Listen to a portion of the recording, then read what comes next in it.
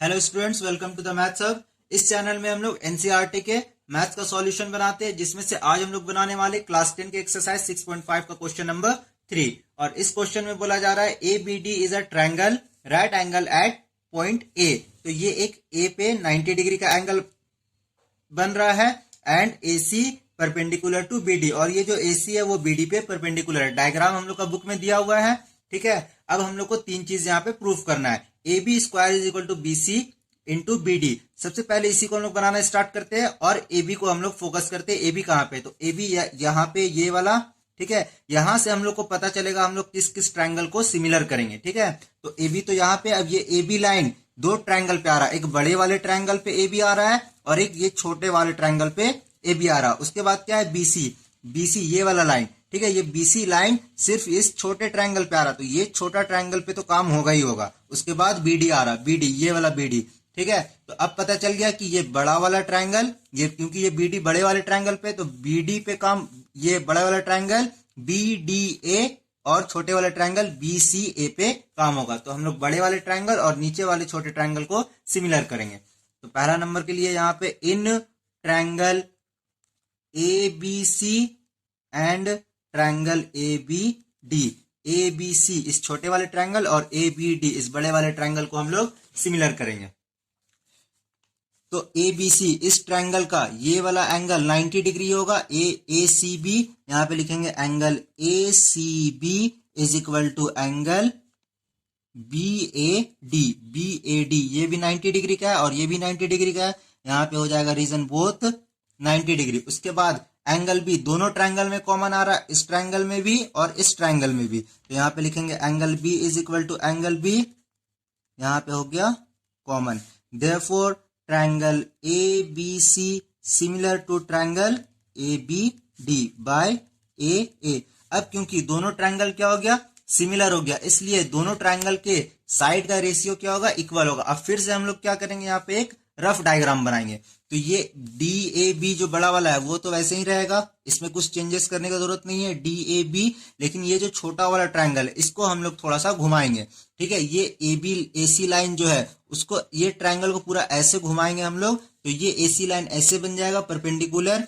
ये C B line यहां से बेस बन जाएगा, है ना, और ए बी जो है वो हाइपोटेनियस बन जाएगा। तो ये वाला ए यहाँ पे आ गया, ये वाला सी यहाँ पे आ गया और ये वाला बी यहाँ पे आ गया। अब हम लोग को प्रूफ जो करना है उस पे फोकस करेंगे। प्रूफ करना है, हम लोग को लाना है ए बी स्क्वायर, ठीक है। तो हम लोग ए बी पे फोकस करेंगे। अब ऊपर वाले ट्रायंगल का हम लोग यहाँ पे ऊपर में लिखेंगे और नीचे वाले ट्रायंगल का नीचे में लिखेंगे। ऊपर में ए बी कहाँ है, बेस है, बेस में ए बी है, तो यहाँ का ए बी को हम लोग यहाँ पे लेंगे, ठीक है। और जब यहाँ पे बेस लिए तो यहाँ पे भी हम लोग बेस लेंगे। यहाँ का बेस क्या है, बीसी है, तो यहाँ पे भी बीसी लेंगे। अब ए बी यहाँ पे आ गया, दूसरा ए बी यहाँ लाएंगे, तब क्रॉस मल्टीप्लाई से हम लोग ए बी स्क्वायर निकाल पाएंगे। तो दूसरा ए बी यहाँ पे लाएंगे और यहाँ पे जो लिखेगा वो नीचे वाले ट्रायंगल का लिखाएगा।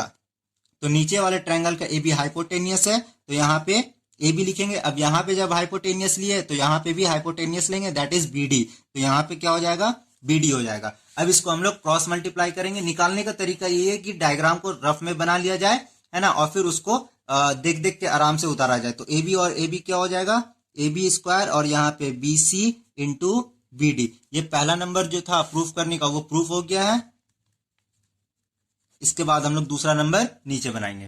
इसका दूसरा नंबर बनाने के लिए हम लोग को पहले तीसरा प्रूफ कर लेते हैं, उसके बाद फिर हम लोग दूसरा नंबर प्रूफ करेंगे, क्योंकि बिना ये प्रूफ किए हुए ये नहीं बनेगा। तो डायरेक्ट हम लोग पहले तीसरे पे जाते हैं। तीसरा में हम लोग को प्रूफ करना है A D square is equal to B D into C D. अब ए डी कहाँ पे आ रहा है, ये डायग्राम में देखते हैं हम लोग। ए डी ये लाइन है। अब ये वाला लाइन दो ट्रायंगल पे आता है, एक बड़े ट्रायंगल पे और ये ऊपर वाला छोटा ट्रायंगल पे। तो यहां से अब पता चल गया कि एक ये वाला लेना है छोटा ट्रायंगल और एक ये बड़ा ट्रायंगल। और कंफर्मेशन के लिए आगे बढ़ते हैं, बी डी। तो बी से लेके डी तक यहाँ जा रहा है, मतलब ये बी डी बड़े वाले ट्रायंगल का दो लाइन आ गया, तो ये बड़ा वाला ट्रायंगल तो आएगा ही आएगा। और सी डी, सी डी कहाँ है, ये वाला है। और इस ऊपर वाले छोटे ट्रायंगल का भी दो लाइन आ गया, तो उस ऊपर वाले बड़ा ट्रायंगल और ये ऊपर वाला छोटा ट्रायंगल और ये बड़ा वाला ट्रायंगल, इस दोनों में हम लोग काम करेंगे। तो लिखते हैं in triangle A B D, बड़ा वाला triangle A B D and triangle A C D पे। तो ए सी डी इस दोनों ट्रायंगल पे हम लोग काम करेंगे। तो इसको हम लोग यहाँ पे बनाना स्टार्ट करते हैं। डायग्राम को रखते हैं यहाँ पे और इसको यहाँ पे ले आते हैं। ठीक है, अब यहाँ से बनाना स्टार्ट करेंगे। दोनों ट्रायंगल में यहाँ पे एंगल ये वाला ACD ये एंगल और यहाँ पे ये वाला एंगल दोनों क्या हो जाएगा, इक्वल हो जाएगा 90 डिग्री से। तो ABD का एंगल BAD ले लेते हैं।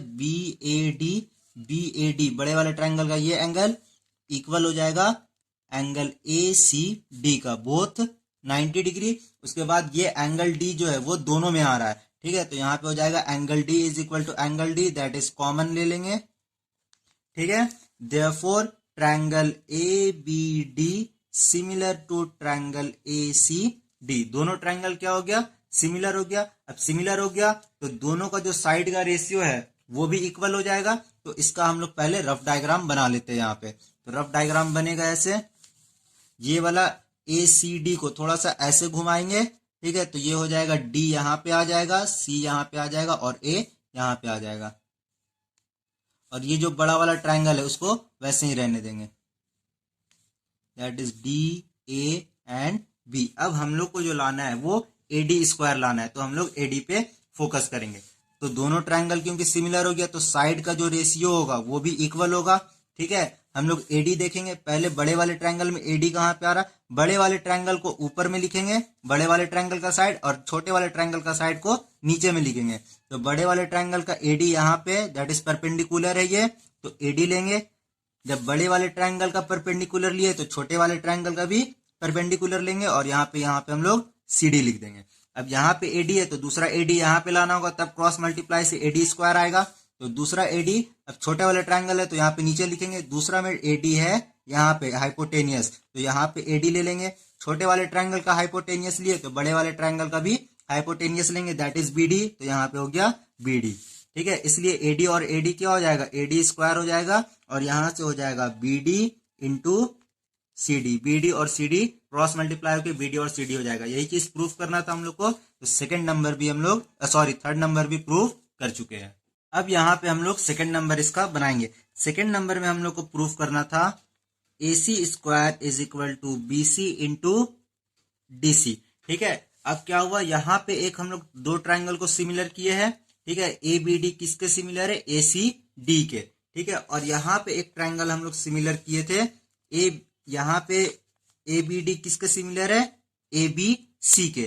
ठीक है ना, यहाँ पे आप लोग को दिख रहा होगा ABD किसके सिमिलर है, ABC के, और यहाँ पे ABD किसके सिमिलर है, ACD के। तो ये वाला ट्रायंगल ACD और यहाँ पे ये वाला ट्रायंगल ABC, दोनों एक ही ट्रायंगल ABD और ABD के सिमिलर है। तो ACD और ABC दोनों आपस में सिमिलर हो जाएगा। तो इसको यहाँ पे लिख लेते हैं, या फिर यहाँ पे हम लोग इक्वेशन 1 दे देंगे और यहाँ पे इक्वेशन 2 दे देंगे और लिखेंगे by equation 1 and 2 ACD triangle ACD similar to triangle ABC।